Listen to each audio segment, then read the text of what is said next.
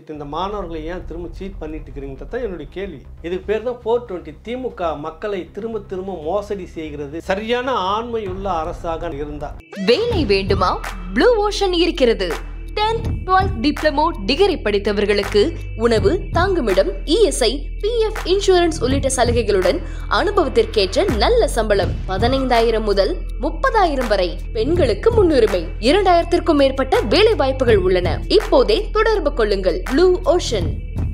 உங்க வீட்டு பிரச்சனைக்கு நீதிமன்றத்துக்கு போறீங்கல்ல, போய இதுக்கு ஒரு முறை போங்க, நீதிமன்றத்துக்கு போங்க. ஏன் சட்டமன்றத்தில் கூட்டுறீங்க, தீர்மானம் நிறைவேற்றுறீங்க, நான் ஆளுநருக்கு அனுப்புறீங்க? என்ன உருட்டு இது? இதுக்கு பேர் தான் 420. திமுக மக்களை திரும்ப திரும்ப மோசடி செய்கிறது, திரும்ப திரும்ப ஏமாற்றுகிறது, திரும்ப திரும்ப மக்களுடைய அறியாமையை வச்சுக்கிட்டு நீங்க ஒன்று ஏமாற்றி ஏற்றி பிழைத்து கொண்டிருக்கிற போக்கு இது. இப்போ போய் ஓட்டு கேட்டிங்கல்ல, எந்த ஸ்டேட்டில் உனக்கு செருப்பு மாலை போட்டு பாடை கட்டி உன்னை செருப்பாலே அடித்து ஊர்வலமாக கூட்டின்னு போனால் உன்னுடைய காங்கிரஸ் இருக்குல்ல, கர்நாடகாவில் தண்ணி பிரச்சனைக்காக பிரச்சனை வந்தோன்னே செய்தாங்கல்ல ஒன்று, அந்த காங்கிரஸில் கூட சொல்லலையே நீட்டுனாங்க, எங்கே ஏற்க மாட்டேன் என் மாநிலத்தில் சொல்லவே இல்லை, நடத்திக்கிட்டு தானே இருக்கிறாங்க.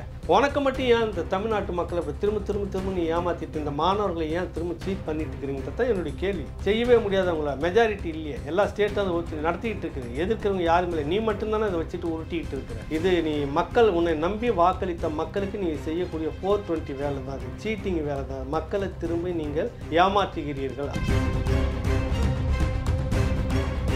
கட்சித்தீவை தாரை வார்த்த போது ஒரு மாநில முதல்வர் என்ன செய்திருக்க வேண்டுமோ அதை செய்திருக்க வேண்டும். புரியுதுல? அது செய்யல. பேருக்கு ஒரு அறிக்கை கொடுத்துக்கிட்டு நாங்களும் எதிர்த்தோம். கலைஞருடைய வீர வசனம் பாராளுமன்றத்தினுடைய அமைச்சரவையில் அப்புறம் நாடாளுமன்றத்துக்குள்ளாக விவாதிக்கப்படாமல் இது கொடுக்கப்படுகிறதுன்னு சொல்லிட்டு நீ ஒரு நீதிமன்றத்தில் வழக்கு போட்டு ஸ்டே வாங்கியிருக்கலாம்.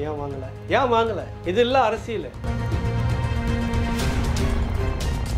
தமிழக மீனவர்கள்லாம் அங்கே அந்த கச்சத்தீவில் வலையை காய போட்டுக்கிறதுக்கும் அந்த பகுதியில் மீன் பிடிக்கிறதுக்குமான உரிமையோடு சேர்ந்து தான் அந்த ஒப்பந்தம் இருந்துச்சு. அது எப்படி திரும்ப காணாமல் போச்சு?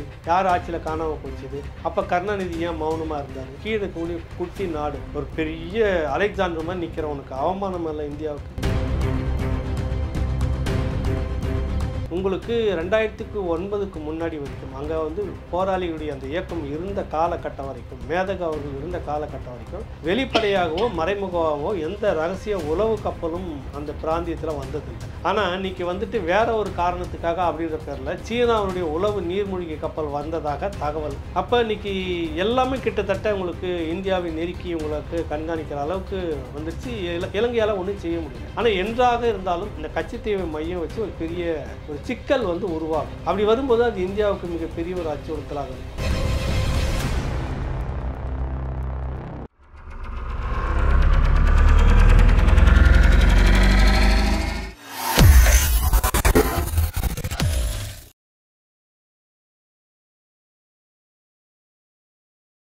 ஐத்தமிழ் நேயர்கள் அனைவருக்கும் அன்பு வணக்கம். இன்றைய சிறப்பு நேர்காணலில் நம்மோடு இணைந்திருக்கிறார் மூத்த பத்திரிகையாளர் திரு ஏகலைவன் அவர்கள். அவரிடம் தற்போது பேசுபொருளாக இருக்கிற சில அரசியல் நிகழ்வுகள் குறித்து பேசியிருக்கிறோம். பேசலாம். வணக்கம் சார். வணக்கம் தம்பி. சார், நீட் விலக்கு மசோதா இங்கே தமிழ்நாட்டில் சட்டமன்றத்தில் அதுக்கான தீர்மானங்கள்லாம் நிறைவேற்றி ஆளுநர் மூலமாக அனுப்பி வச்சு குடியரசுத் தலைவர் நேற்று வந்து அதை வந்து வித்ஹெல்ட் அப்படின்னு போட்டு அனுப்பிட்டாரு அப்படின்னு சொல்லி அதை நான் வருத்தத்தோடு தெரிவிக்கிறேன், கனத்த இதயத்தோடு தெரிவிக்கிறேன்னு முதல்வர் அறிவிச்சார். ஸோ அந்த நீட் விலக்கு மசோதாவில் இப்போ திமுக இங்கே தமிழக அரசு தோல்வி அடைஞ்சிருக்கு. ரெண்டாவது சுற்று ஏமாற்று வேலையை தொடங்கி இருக்கிறாங்கன்னு அர்த்தம். இப்போ 9ஆம் தேதி அனைத்து கட்சி கூட்டம். நீ என்னத்துக்கு நீ அனைத்து கட்சி கூட்டம் கூட்டுற? ஆட்சிக்கு ஓட்டு போடுங்கள், நாங்கள் வந்தால் முதல் கையெழுத்து இன்னைக்கும் வீடியோவில் இருக்குது. பித்தலாட்டெல்லாம் பண்ணக்கூடாது, 420 பண்ணக்கூடாது, சீட்டிங் பண்ணக்கூடாது, மக்களை திரும்ப திரும்ப நீங்கள் ஏமாற்றக்கூடாது. உங்ககிட்ட பெரும்பான்மை ஊடகம் இருக்குதுன்றதுக்காக நீங்கள் சொல்கிற பொய்யெல்லாம் மக்கள் நம்பிட்டு இருப்பாங்க. மக்களுடைய மறதி தான் உங்களுக்கு அரசியல் லாபமாக போயிட்டு இருக்குது. சொல்லி ஓட்டு கேட்டது அதுதானே. திரும்ப அதையே 4 வருஷம் கழிச்சு வந்துட்டு மீண்டும் வாங்க அனைத்து கட்சி ஒன்றா கூடி பேசுவோம், டெல்லி அரசு ஏமாற்றுகிறது. டெல்லி அரசு எங்கே ஏமாத்துது? இதில் நீங்களாம் சேர்ந்து தானே தொடக்கத்தில் அந்த மையப்புள்ளிக்கு ஒன்றா இருந்தீங்க. நீட்டுக்கு பிறகு வந்து தேர்தலுக்காக நீட்டு எடுத்தீங்க. ஒரு மாணவி இறந்தா அனிதா, அதை சொல்லி ஓட்டு போய் இப்போ இத்தனை பேர் இறந்துருக்காங்களே, நீங்கள் என்ன பண்ணீங்க? ரீசெண்டாக இந்த போன வீக்கில் சரி இத்தனை பேர் இறந்தாங்களே, நீங்கள் என்ன இறந்துட்டீங்களா? நீங்கள் உசுரோடு தானே இருக்கிறீங்க. சரியான ஆண்மையுள்ள அரசாக நான் இருந்தா இந்த அரசு மட்டும் நீ இதில் 420 சீட்டிங், மக்களை ஏமாற்றுவதற்காக அனைத்து கட்சி கூட்டம். திரும்ப இந்த மாணவர் சமுதாயத்தை நீங்கள் ஏமாத்துறீங்க. ஏற்கனவே 4 வருஷம் ஏமாத்திட்டீங்க. இல்லை ஒன்றும் வாய்ப்பு இருக்குது, எல்லா அனைத்து கட்சிகளும் எல்லாம் கூடி அந்த மலையை தூக்கி என் மேலே வைங்க, நான் தூக்குறேன்ற கதையை நீ எத்தனை காலத்துக்கு ஓட்டிட்டு இருப்போம்? ஒன்று கிளிப்பு போட்டு அடிச்சாச்சு, மானசங்கமாக கேட்டாச்சு, இன்னும் ஒன்றும் இந்த நாடகத்தை ஆடிட்டு இருக்கிறீங்க, என்ன அர்த்தம் அது? சரி, நீதிமன்றம் ஒன்று இருக்குதுல்ல, பல வழக்குக்கு நீதிமன்றத்துக்கு போகிறீங்கல்ல, உங்கள் வீட்டு பிரச்சனைக்கு நீதிமன்றத்துக்கு போகிறீங்கல்ல, போயேன் இதுக்கு ஒரு முறை போங்க, நீதிமன்றத்துக்கு போங்க. ஏன் சட்டமன்றத்தில் கூட்டுறீங்க, தீர்மானம் நிறைவேற்றுறீங்க, நான் ஆளுநருக்கு அனுப்புறீங்க, என்ன உருட்டு இது?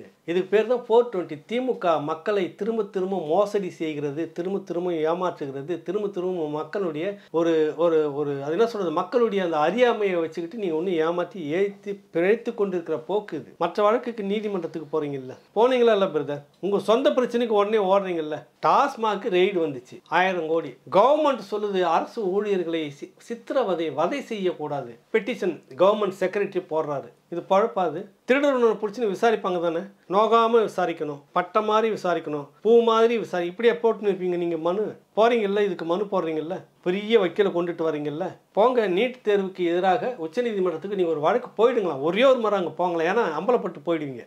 காங்கிரஸ் கட்சி நீங்கள் இருக்கும்போது உங்கள் கூட்டணியில் தான் சிதம்பரம் அவர்களுடைய மனைவியார் அவர்கள் தான் நீட்டுக்காக வேண்டி உச்சநீதிமன்றத்தில் வழக்கறிஞர் கொடுத்த பேட்டி இன்னைக்கும் ஓடிட்டு இருக்குது. 5 பேர் கொண்ட நீதிபதி அமர்வு வந்து அரசியல் சாசன பெஞ்சுன்னு சொல்லுவாங்க. 20 பெஞ்சு. முதல்ல ஒருத்தர் தீர்ப்பு சொல்லுவார், அது சரியில்லைன்னா 2 பேர், அப்புறம் 3 பேர், இப்படி போயிட்டு கடைசியாக அரசியல் சாசன பெஞ்சு உட்காந்து பேசி முடிவெடுத்து தீர்ப்பு சொல்லிடுச்சு, இதுக்கு மேலே இது ஒன்றும் மாற்ற முடியாது, எல்லா மாநிலத்திலும் நடைமுறைப்படுத்தி தான் ஆகணும், சில மாநிலங்களில் விதிவிலக்கு அப்படின்னு சொல்லி தான் நிறுத்தி வச்சுருந்தாங்க தமிழ்நாட்டை. அதுவும் முடிஞ்சு போச்சு. அதோட நீங்கள் இப்போ நீதிமன்றத்துக்கு போகணும் இல்லை, இதில் சும்மா எதுக்கு இங்கே ஏமாத்திட்டிக்கிறீங்க? நாங்கள் சட்டமன்ற கூட்டத்தில் எல்லாரையும் கூட்டுறோம், மக்கள்கிட்ட திரும்ப நீங்கள் நம்ப வச்சு ஏமாற்றிக்கிட்டு. இங்கே பாரதிய ஜனதா கட்சி சரியாக இல்லை. உண்மையிலே பாரதிய ஜனதா கட்சியோ அதிமுகவில் சரியான எதிர்கட்சிகளும் இங்கே இல்லை. இங்கே மேடை போட்டு உங்களை தோல் உரிக்கணும். நீ சரியான ஒரு நபராக இருந்தால் உச்சநீதிமன்றத்துக்கு போ, வழக்கு போடு. இந்த நீட்டு என்னன்னு அங்கே போடு, அங்கே பார்த்துக்கலான்னு. தற்போது இந்த வித்ஹெல்டன் போட்டதுக்கு பின்னாடியும் கூட என்ன ரீசன்றதை சொல்லவே இல்லைன்னு கேட்குறாங்களே. யார் என்ன ரீசன் சொல்லிட்டு? அப்போ குடியரசுத் தலைவர் இதை நிறுத்தி வச்சதுல, அதில் தள்ளுபடி பண்ணுறதுல ஆமாம் என்ன ரீசன் சொல்லணும்னு அவசியம் இல்லையா? உச்சநீதிமன்ற தீர்ப்பு சொல்லிடுச்சாலும் தான் எல்லா மாநிலத்திலும் ஃபாலோ பண்ணிட்டு இருக்கிறாங்க. உங்கள் காங்கிரஸ், உங்கள் கூட கூட்டணி இருக்கல, உன்னுடைய காங்கிரஸ், அந்த காங்கிரஸ் ஸ்டேட்டு ஆட்சி சட்டத்தை, அது வந்து ஒரு சட்டம், இந்திய அரசியல் சாசன சட்டத்தில் வந்து தீர்ப்பு வந்து அது அந்த மாதிரி தீர்ப்பு உச்சநீதிமன்ற தீர்ப்பு வந்துச்சு. எல்லா ஸ்டேட்டும் வந்து இப்போ போய் ஓட்டு கேட்டிங்கல்ல, எந்த ஸ்டேட்டில் உனக்கு செருப்பு மாலை போட்டு பாடை கட்டி உன்னை செருப்பாலே அடித்து ஊர்வலமாக கூட்டின்னு போனால் உன்னுடைய காங்கிரஸ் இருக்குல்ல, கர்நாடகாவில் தண்ணி பிரச்சனைக்காக பிரச்சனை வந்தோன்னே செய்தாங்கல்ல ஒன்று. அதுக்கு முன்னாடி நீங்கள் தானே போய் கட்டி பிடிச்சி ஓட்டு கேட்டு வந்தீங்க. உங்களுக்கும் எனக்கும் கோவம் வந்தது இல்லை, உங்களை செருப்பால் அடித்தாங்க முதலமைச்சர். நம்ம கோவப்பட்டல, நீங்கள் என்ன கோவப்பட்டீங்களா? திமுக காரங்கன்னா கொந்தளிச்சிங்களா? ஓட்டு வேணும் எனக்கு கூட்டணி கலைஞ்சிடக்கூடாதுன்னு. ஏன்னா செய்கிறோம் அடிக்கிறவன் காங்கிரஸ்காரன் இல்லை, வேறு எவனா தானக்கா உடனே இங்கேருந்து அணி திரண்டி காஷ்மீர்லேருந்து கன்னியாகுமரி வரைக்கும் ஒரு பெரிய அறிக்கையை விட்டு தமிழ்நாடு உருண்டு பிறண்டி எத்தனை மறியல், எத்தனை போராட்டம். உன்னை அடிக்கிறவன், அவமானப்படுத்துகிறோம், உனக்கு செருப்பு மாலை போட்டு பாட கட்டுறவன் காங்கிரஸ்காரனெல்லாம் மௌனமாக உட்காந்துட்டு வேடிக்கை பார்த்துட்டு அந்த காங்கிரஸில் கூட சொல்லலையே நீட்டு நாங்கள் வந்து எங்கள் ஏற்க மாட்டோம் என் மாநிலத்தில் சொல்லவே இல்லையே, நடத்திக்கிட்டு தானே இருக்கிறாங்க. உனக்கு மட்டும் ஏன் இந்த தமிழ்நாட்டு மக்களை அப்படி திரும்ப நீ ஏமாத்திட்டு இந்த மாணவர்களை ஏன் திரும்ப சீட் பண்ணிட்டு இருக்கிறீங்கிறது தான் என்னுடைய கேள்வி. இந்த 4 வருஷ பயணத்துல மாணவர்களுக்கும் மாணவர்களோட பெற்றோருக்கும் போதிய புரிதல் வந்துருச்சா? திமுகவினுடைய நடவடிக்கை 100க்கு 100 புரிதல் வந்துச்சு. சீட்டிங் பண்ணிட்டு இருக்கிறாரு ஐயா ஸ்டாலின், மக்களை ஏமாத்திட்டு இருக்கிறாங்க. எல்லா ஸ்டேட்லையும் நடந்துகிட்டு இருக்கு. இவர் மட்டும் இந்த பிள்ளைங்களை ஏமாத்திட்டு இதோ நீக்கிடும் ஒரு ஆண்டு இந்த பிள்ளைங்க நம்பி படிக்கலாமா வேணாமா, இதுவே பெரிய மன உளைச்சல். நம்ம நல்லா மார்க் எடுத்துக்கிறோம், படிச்சு நீட்டும் எழுதணுமா, நீட்டு எழுதல, ஸ்டாலின் வந்தால் உடனே நீக்கிடுன்னு சொல்லிட்டாருன்னு ஒரு ஆண்டு மன உளைச்சல் இந்த மாணவர்கள் சமுதாயம். பெற்றோர்களுக்கு தான் தெரியும் அந்த வழி. இது வந்து இனி சாத்தியம் இல்லை, உச்சநீதிமன்றத்தில் இனி சாத்தியம் இல்லை. நீங்கள் இதுக்கு மேலே வந்துட்டு பாராளுமன்றத்தில் ஒரு தீர்மானம் கொண்டு வந்து எல்லா அரசியல் சாசன பெஞ்சு மொத்தம் இங்கே அங்கே வாக்கெடுப்பு நடத்தி மெஜாரிட்டியாக நீட்டை விளக்கணும்னு ஒரு தீர்மானத்தை நிறைவேற்றி அதை பிரசிடென்ட்க்கு அனுப்பி அப்படி செய்வதற்கு வாய்ப்பு இருக்குது. அது வாய்ப்பே இல்லையே, கண்ணு கட்டின வரைக்கும் செய்யவே முடியாது. அவங்கள மெஜாரிட்டி இல்லையே, எல்லா ஸ்டேட்டும் அதை நடத்திக்கிட்டு இருக்குது. எதிர்க்கிறவங்க யாருமே இல்லை, நீ மட்டும்தானே அதை வச்சுட்டு உருட்டிக்கிட்டு இருக்கிற. அப்போ இந்த 4 ஆண்டுகளில் இந்த மாணவிகள் இத்தனை பேர் இறந்துக்கிறதுக்கு நீங்கள் திமுக பொறுப்பேற்றுக்கிறீங்களா? ரகசியம் எங்ககிட்ட இருக்குது, நாங்கள் இப்போ சொல்ல மாட்டோம்னு சொன்னது நீங்கள் தானே. நாங்கள் வேறு என்ன கேட்டோமா? நீட்டை எப்படி வந்து ஒழிக்க முடியும் அப்படின்னு யாராவது கேட்டோமா? நீங்களே தானே பேசிக்கிட்டீங்க. ஒரு ரகசியம் இருக்கா, அந்த ரகசியத்தை சொல்ல மாட்டேன்னு வந்த உடனே கையெழுத்து போடுறோமா இல்லையா பாருங்க, அடிச்சு நொறுக்கிறோம் சொன்னது நீங்கள் தானே. கடைசியாக அப்படியே வந்து கொஞ்சம் கொஞ்சமாக பேசி மீண்டும் பாரதிய ஜனதா கட்சி தான் துரோகம் செய்கிறது, பாரதிய ஜனதா கட்சி வஞ்சிக்கிறது, ஆளுநர் இந்த இது அனுப்ப மாட்டேங்கிறாரு, பிரசிடென்ட் வந்து திருப்பி அனுப்பிட்டு அந்த கதையை ஏன் ஓட்டிட்டு இருக்கிறீங்க? தொடக்கத்திலேயே நீங்கள் வந்து நேர்மையாக நீதிமன்றத்துக்கு போயிருக்கணுமா இல்லையா? ஏன்னா போக முடியாது, போனாக்க உனக்கு என்ன ஆகுன்னு தெரியும். அதனால் நீங்கள் நீதிமன்றத்துக்கு போகாமல் மக்களை ஏமாத்துறதுக்கு சும்மா வெளியிலே உட்காந்து பேசலாம் வாங்க, வெளியிலே உட்காந்து பேசலாம் வாங்கன்ற மாதிரி இருக்குதுல்ல, அந்த விளையாட்டு நீங்கள் விளையாடிட்டு இருக்கிறீங்க. இது நீ மக்கள் உன்னை நம்பி வாக்களித்த மக்களுக்கு நீங்கள் செய்யக்கூடிய 420 வேலை தான், அது சீட்டிங் வேலை தான். மக்களை திரும்ப நீங்கள் ஏமாற்றுகிறீர்கள், அதான் இதில். ஓகே, கச்சத்தீவு விவகாரம் ரீசெண்டாக அது தொடர்பாக இப்போ சட்டமன்றத்திலையும் பேசினதுக்கப்புறம் இப்போ பிரதமர் மோடி அவர்களுடைய இலங்கை பயணம் அதுவும் வந்து இப்போ கவனம் பெற்றிருக்கு. கச்சத்தீவு தொடர்பாக ஏதாவது நகர்வு இருக்குமா அப்படின்னு. ஏன்னா இப்போ எலெக்ஷன் வர நெருக்கத்தில் கச்சத்தீவு விவகாரத்தில் தமிழர்களுக்கு ஆதரவாக, இந்தியாவுக்கு ஆதரவாக ஏதோ ஒரு முடிவெடுத்தால் அது தங்களுடைய வெற்றிக்கும் சாதகமாக அமையும்னு பாஜக ஒரு பக்கம் கணக்கு போடும்.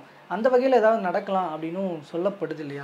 இதில் பிரதமர் மோடியோட இந்த இலங்கை பயணத்தில் கச்சத்தீவு தொடர்பாக ஏதாவது நடக்கும்? அதெல்லாம் ஒன்றும் நடக்காது, அதெல்லாம் ஏற்கனவே முடிஞ்சு போன விஷயம். நீங்கள் சும்மா ஒரு தேர்தலுக்கும் பார்த்தீங்கன்னா திமுகனுடைய தேர்தல், அதிமுக எல்லா தேர்தல் அறிக்கையும் பார்த்தீங்கன்னா எனக்கு தெரிஞ்சு இந்த படம் இன்னுமா ஓடுது அப்படின்னு நான் சொல்லுவாங்கள்ல. நான் கல்லூரி காலகட்டத்திலவே கச்சத்தீவு மீட்டுருவாங்கன்ற பேர் இதே அறிக்கை இதெல்லாம் வந்தோம். பள்ளி காலகட்டத்தில், அப்புறம் கல்லூரி காலகட்டத்தில், அப்புறம் அரசியலுக்கு இந்த மாதிரி வந்து இருந்தப்போ ஊடகத்துக்கு வந்த பிறகு எத்தனையோ முறை கேட்டு கால் புளிச்சு போச்சுருவாங்களா, அந்த மாதிரி இந்த வசனம் கச்சத்தீவை மீட்போம்ன்றது வந்து புரிதல. எது நிறைவேறாத ஒன்றும் அதை நீங்கள் இன்ன வரைக்கும் சொல்லிட்டு அரசியல் பண்ணிட்டு இருக்கிறீங்க. கச்சத்தீவை தாரை வார்த்த போது ஒரு மாநில முதல்வர் என்ன செய்திருக்க வேண்டுமோ அதை செய்திருக்க வேண்டும், புரிதல. அது செய்யலை, பேருக்கு ஒரு அறிக்கை கொடுத்துக்கிட்டு நாங்களும் எதிர்த்தோம். கலைஞருடைய வீர வசனம், பராசக்தி வசனத்தெல்லாம் பேசுவாங்க. கச்சத்தீவை வந்து இப்படி நீ உனக்கு கொடுக்கும்போது நீ உடனடியாக நீதிமன்றத்தில் போய் செய்திருக்கணுமா இல்லையா? உனக்கு அரசியல் சொல்லித்தர ஆள் இல்லையா? இல்லை அரசியல் தெரியாமல் உட்காந்துட்டு இருந்தீங்களா?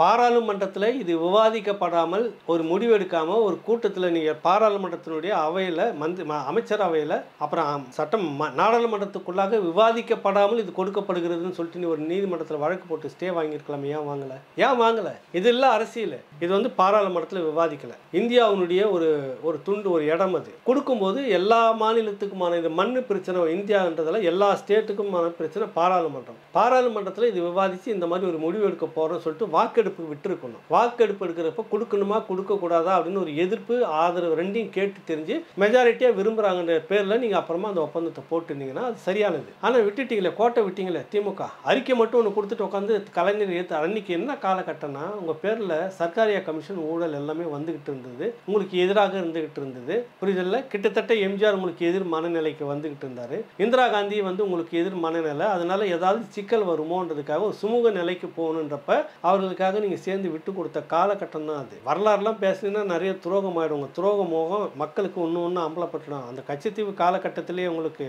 1974 இன்னொரு பெரிய துரோகம் காவிரி பிரச்சனை நடந்து தெரியுமா உங்களுக்கு? 1924 பிரிட்டிஷ்காரங்க காலகட்டத்தில் போட்ட ஒப்பந்தம் அது. தமிழ்நாட்டுக்கும் கர்நாடகாவுக்குமான அந்த காவிரி நதிநீர் பிரச்சனை எல்லாத்தையும் இந்த மாதிரி போட்டுட்டு கரெக்டாக வந்து 50 ஆண்டுகளுக்கு பிறகு வந்து அது ரெனிவல் தான், புதுப்பிக்கிறது தான். திரும்ப நீங்கள் உட்காந்து பேசி மாற்றி அதெல்லாம் கிடைக்காது, புதுப்பிச்சுக்கணும். சுதந்திரமாக கிடைச்சாலும் கிடைக்காட்டி போனாலும் சரி 1974 அதை நீங்கள் புதுப்பிச்சுக்கணும். அந்த 74 வரும்போது மாநில அரசு இதே கருணாநிதி இருக்கிறாரு, உச்சநீதிமன்றத்தில் காவிரிக்கு எதிராக ஒரு மனுவை போடுறாரு. அது மட்டும் இல்லாமல் இன்னொரு விவசாய சங்கம்னு ஒரு அணியை கட்டுறாங்க. யார் தெரியுமா விவசாயிகள்? ஒரு சொல்லி மாறன், கோசுமணி, ஜி.கே. மூப்பனார், அப்புறம் மன்னை நாராயணன், அப்போ எத்திராஜில் ஒன்று, இவங்கெல்லாம் விவசாயிகளாம், எல்லாமே திமுக.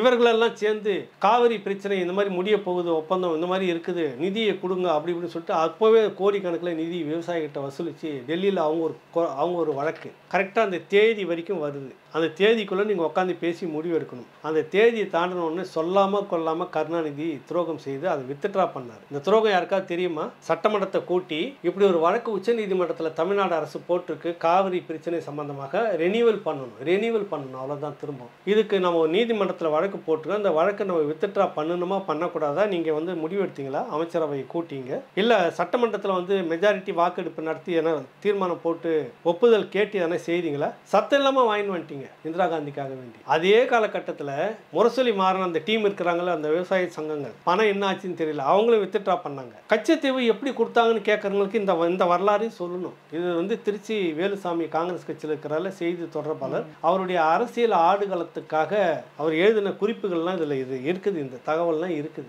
அதே காலகட்டத்தில் நடந்த துரோகத்துக்கு மிகப்பெரிய ஒரு முகம் யாருன்னா அது திமுக தான். நீங்கள் அவ்வளோ லேசலாம் அவங்க கிட்ட இருக்கிற ஒரே ஒரு ப்ளஸ் பாயிண்ட்டு ஊடகம், அவர்களுக்கு ஒத்து உதக்கூடிய இந்த மாதிரி எடிப்பொடிகள்னு வச்சுக்கிற 32 வகையான ஒன்று இருக்குல்ல, அதை வச்சுக்கிட்டு இதை வச்சு ஓட்டுறது மட்டும்தானே ஒழிய நீங்கள் தான் பண்ண அத்தனை துரோகத்துக்கும் காரணம். காவிரி பிரச்சனை இன்னைக்கு ஏன் அவ்வளோ சிக்கல் வருதுன்னா, கிட்டத்தட்ட 320 டிஎம்சி தண்ணி 1974 அப்போ வந்து அப்போ வந்து வேற ஒரு ஆட்சி இருந்தது உங்களுக்கு, இந்திரா காந்தி ஆட்சி இல்லை. அந்த நேரத்தில் வந்துட்டு அங்கே காங்கிரஸ், இங்கே வந்து எம்ஜிஆர் ஆட்சியில் இருக்கிறார். இங்கே வந்து இந்த ஒப்பந்தம் 2வது முறை வரும்போது இந்த சிக்கல்லாம் வரும்போது பார்த்தீங்கன்னா எம்ஜிஆர் இருக்கிறார். அப்போ சிக்கல் வேணாமே, 2 பேரும் நமக்குள்ளே பேசி முடிச்சுக்கலாமே, எதுக்கு பெரிய அளவில். அங்கே வந்து காங்கிரஸும் இல்லை, ஜனதா பார்ட்டி அப்போ ஆட்சியில் இருக்குது. நம்ம 2 பேரும் ஜனதா பார்ட்டிக்கு எதிரான ஆள். அதனால் நீ இந்திரா காந்தி ஆதரவாளர், நாங்கள் காங்கிரஸ் கட்சி, 2 பேரும் நம்ம தண்ணிக்கு சண்டை போட்டோம்னா 2 ஆட்சியும் கலைச்சிருவான், பேசி முடிவு பண்ணிப்போம் அப்படின்னு பேச்சுவார்த்தை அதிகாரிகள் தரப்பில் நடக்குது. அப்புறமா இன்னொரு சுற்று நடக்கிறது. நாளைய மறுநாள் அப்படின்னு வச்சுங்க, ஒரு தேதியை வச்சுட்டு 1 நாள் 2 நாள் முன்ன பின்ன அந்த முதலமைச்சரும் இந்த முதலமைச்சரும் கையெழுத்து போடுறாங்க. தமிழ்நாட்டுக்கு 320 அல்ல அதுக்கு மேலேன்னு நினைக்கிறேன் டிஎம்சி தண்ணீர் அப்படின்னு ஒரு அக்ரிமெண்ட் போட போகிறாங்க. என்ன பண்ணார் தெரியுமா கருணாநிதி? பார்த்தீர்களா உடன்பிறப்பே, மக்களை வழக்கம் போல அந்த வசனம் முரசொலியில் ஒரு மலையாளி என்பதால் துணிந்து இந்த துரோகத்தை செய்திருக்கிறார். இதற்கும் மேலே கூடுதலான டிஎம்சி தண்ணீர் தமிழ்நாட்டுக்கு ஒரு 400 என்ன சொன்னார், அதுக்கும் குறைவாக தண்ணீர் கிடைப்பது என்றால் ஒப்பந்தம், அது எதுவாக இருந்தாலும் அது துரோகம் இந்த மக்களுக்கு செய்யுது. எம்ஜிஆர் மலையாளி, அடிக்கடி கேட்குறாங்கல்ல, நீ தமிழன்னு சீமான் கேட்குறாரு, எந்த லேபில் டெஸ்ட் பண்ணாருன்னு. இந்த கருணாநிதி லேபில் தான் அதெல்லாம் டெஸ்ட் பண்ணிட்டு இருக்கிறாங்க. மலையாளின்னு முத பிரித்து பேசுனது எம்ஜிஆர் கருணாநிதி தான். தமிழர் படைன்னு ஆரம்பித்து மலையாளிகள் கடையெல்லாம் உடைச்சது கருணாநிதி தான். அவர் அப்போ எந்த லேபில் டெஸ்ட் பண்ணாங்க தமிழன்னு கண்டுபிடிக்குதுன்னு ஒருத்தனும் அன்றைக்கி கேட்கல. இன்றைக்கி சீமான் பேசினோன்னு இதெல்லாம் கேட்குறாங்க. அது இருக்கட்டும். அந்த நேரத்தில் என்ன பண்ணுறாங்க, இந்த விஷயம் வரும்போது என்னடா திடீர்னு இப்படி சொல்லிட்டாரு, நம்மளை போய் மலையாளி நாளைக்கு ஒரு வேளை தண்ணி குறைஞ்சி நம்ம பேர் கெட்ட பேர் ஆகிடுமோன்னு அப்படியே வித்ட்ரா பண்ணிட்டார். அந்த விஷயத்த முடிஞ்சு போச்சு. காவிரியில் இப்படி ஒரு துரோகம், கச்சத்தீவில் இப்படி ஒரு துரோகம். கச்சத்தீவு வரலாறு இப்போ புரியுதா? சரி, ஒப்பந்தம் போட்டிங்க, முடிஞ்சுங்க. 76 வரைக்கும் திரும்ப என்னென்னா, அந்த பக்கம் போகும்போது தமிழக மீனவர்கள்லாம் அங்கே அந்த கச்சத்தீவில் வலையை காய போட்டுக்கிறதுக்கும் அந்த பகுதியில் மீன் பிடிக்கிறதுக்குமான உரிமையோடு சேர்ந்து தான் அந்த ஒப்பந்தம் இருந்துச்சு. அது எப்படி திரும்ப காணாமல் போச்சு? யார் ஆட்சியில் காணாமல் போச்சு? அப்போ கருணாநிதி ஏன் மௌனமாக இருந்தார்? இப்போ அந்த பக்கம் போனாவே சுற்றி வளைச்சி போட்டை கட்டி கொண்டு போய் இழுத்து வச்சுன்னு எத்தனை ஆயிரக்கணக்கான போட்டு, 100கணக்கான போட்டு தமிழ்நாட்டினுடைய போட்டை அங்கே கொண்டு போய் கட்டி வச்சுட்டு இருக்கிறான். ஒன்றுக்கு கீழே கூடிய குட்டி நாடு, ஒரு பெரிய அலெக்சாண்டர் மாதிரி நிற்கிறவனுக்கு அவமானம் இல்லை இந்தியாவுக்கு. 800 பேர் அவனுடைய இந்திய மண்ணை சேர்ந்த மீனவரை சுட்டு கொண்டுக்கிறான். தமிழ்நாட்டு மீனவன் நீ பேரை வச்சுக்கிட்டு எப்படி வலை காய போடுவதற்கும் அங்கே போய் தங்குவதற்கும் ஓய்வு எடுப்பதற்குமான உரிமை தான் அந்த சரத்தில் இருந்துச்சு. எப்படி அது நீங்கிச்சு? இப்போ பிரதமர் மோடி அவர்களோட இந்த பயணத்தை ஒட்டி ஒரு தகவலாக ஆர்டிக்கலில் போட்டிருக்காங்க. ஒரு 55 வருஷத்துக்கு ஒரு குத்தகைக்கு எடுக்க போகிறார் மோடி அப்படின்ற தகவல்கள் கமலாலய தரப்புலேருந்து கிடைச்சிருக்குன்னு போட்டிருக்கிறாங்க இல்லையா? இது சாத்தியப்படும் அப்படின்னு நீங்கள் நினைக்கிறீங்க? இல்லை, இதுக்கு தெரிஞ்சு ஒரு 6 மாதத்துக்கு முன்னாடி ராவணாவில் இதை பற்றி ஒரு ஸ்டோரி எழுதியிருக்கு. தொடர்ச்சியாக கச்சத்தீவு இலங்கையினுடைய ஒரு பாதுகாப்புக்கு அச்சுறுத்தலாக மாறக்கூடிய ஒரு சில சூழ்நிலை இருந்தது. சீனாவுடைய ஒரு பயிற்சி இராணுவம் கச்சத்தீவுக்குள்ளே போகிறதெல்லாம் ஏதோ ஒரு விதத்தில் இந்திய புலனாய்வு துறை எடுத்து பார்த்துருக்காங்க, கவனிச்சிருக்கிறாங்க. குறிப்பாக உங்களுக்கு அந்த தமிழீழ பகுதின்னு சொல்கிறேன்ல, அந்த தமிழ் மக்கள் அதிகம் வாழக்கூடிய பகுதியிலிருந்து போட்டு அடிக்கடி போகிறது, குறிப்பாக மாட்டு இறைச்சி கச்சத்தீவுக்குள்ளே போகிறது அப்படின்னு பார்த்தீங்கன்னா அது அந்த இராணுவம் தான் சாப்பிடுவாங்க அவங்க. அப்போ அங்கே ஏதோ பயிற்சி நடந்துகிட்டு இருக்கிற விஷயங்கள்லாம் எடுத்துகிட்டு அது பிற்பாடு அப்போ தான் சீனாவுடைய தூதரக அதிகாரி எப்பவுமே இல்லாமல் இந்த வடக்கு பகுதி முனைக்கு இந்த கேமரா பறக்க விட்டுட்டு, ட்ரோன் கேமரா பறக்க விட்டுட்டு இங்கேருந்து இந்தியா எவ்வளோ தூரம் இருக்குதுன்னு கேட்டதெல்லாம் வந்திருந்தது. அப்போ தான் அந்த காலகட்டத்தில் மோடி ஒரு முடிவு எடுத்ததாக பேசப்பட்டதுன்னு நான் ராவணாவில் அதை பதிவு பண்ணியிருக்கிறேன். ஒன்று, இதை இன்றைக்கி இருக்கக்கூடிய சூழ்நிலை சர்வதேச அளவில் அதை அடித்து பிடுங்கினோம்னால எந்துன்னு சொல்லி எடுக்கிறப்ப அது சர்வதேச சிக்கலாக மாறும். நம்ம எல்லாருமே இன்றைக்கி சர்வதேச நாடுகள்னு ஒரு அவைக்குள்ளாகத்தான் நம்ம இருந்துட்டு இருக்கிறோம். அது மீறி நம்ம செய்யினாக்கா அது தப்பாக போகுன்றதுக்காக ஒப்பந்தம் கேட்டு வாங்கிறதுக்கான நெருக்கடியை இலங்கைக்கு கொடுக்கலாம். ஒப்பந்தம் எடுத்துக்கிட்டு அந்த இடத்துல சில வேலைகள் நம்ம செய்கிறோம் இத்தனை ஆண்டுகளுக்கு அப்படின்ற ஒரு முயற்சி எடுக்க போகிறதாக இருக்கிறதுன்னு ஒரு பதிவு நம்ம பண்ணியிருந்தோம். இது இன்னைக்கு தான் விகடனில் இது வந்திருக்குது. ஆக அப்படி ஒரு முயற்சி நீண்ட நெடிய காலமாகவே மோடி அரசுக்கு இருக்குது. காரணம் உங்களுக்கு 2009க்கு முன்னாடி வரைக்கும் அங்கே போராளிகளுடைய அந்த இயக்கம் இருந்த காலகட்டம் வரைக்கும், மேதகா அவர்கள் இருந்த காலகட்டம் வரைக்கும் வெளிப்படையாகவோ மறைமுகமாகவோ எந்த ரகசிய உளவு கப்பலும் அந்த பிராந்தியத்தில் வந்ததில்லை. ஆனால் இன்னைக்கு வேற ஒரு காரணத்துக்காக அப்படின்ற பேரில் சீனாவுடைய உளவு நீர்மூழ்கி கப்பல் வந்ததாக தகவல்.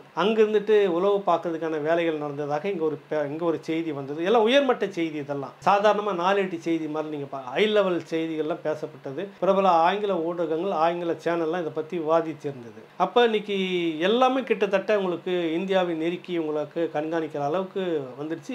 இலங்கையால் ஒன்றும் செய்ய முடியல. அவன் ஏற்கனவே நிறைய உனக்கு வாரி கொடுத்துருக்குறான் கடனா.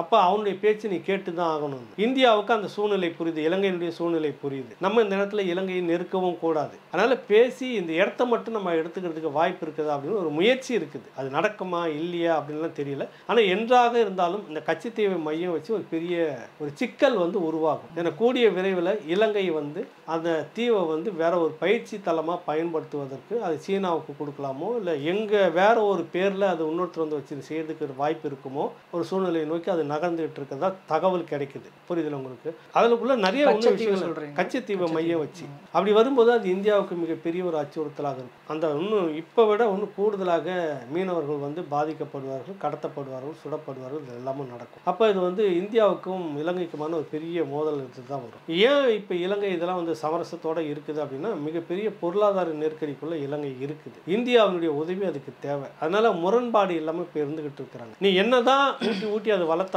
அதுதான் அந்த இந்த சூழலை மைய நமக்கு சாதகமாக பயன்படுத்திக்கலாம் அப்படின்ற பாயிண்ட் ஆஃப் வியூல தான் இந்த குத்தகை விஷயம் இருக்குது. நடக்குமா இல்லையா, இலங்கை அதுக்கு ஒப்புக்கொள்ளுமா ஒப்புக்கொள்ளாதா, ஒப்புக்கொள்ற மாதிரி தான் உடனே சீனா அங்கே கேட்கும் என்ன அப்படின்னு ஒரு கேள்வி கேட்கும். என்ன கொடுத்த கடன்லாம் என்ன ஆச்சுன்னு ஒரு கேள்வி கேட்கும். அவன் அதுக்கும் பதில் சொல்லணும். புரியுது? நிறைய சிக்கல் இருக்குது. நீங்கள் எழுதுகிற மாதிரி இதில் வர மாதிரிலாம் இல்லை. நீங்கள் இராணுவ ரீதியாகவே பார்த்தீங்கன்னா நிறைய சிக்கல் அதுக்குள்ளாக இருக்குது. அதுலேருந்து எப்படி அந்த இடத்த நம்ம மீட்க போகிறோம், எப்படி கொண்டுட்டு போகிறோம் அப்படின்னாக்கா ஏதோ ஒரு பெரிய நெருக்கடி, சீனாவுக்கும் நமக்குமான வார் அப்படின்னு என்ன வந்ததுனாக்கா இலங்கை யார் பக்கம் போவான்?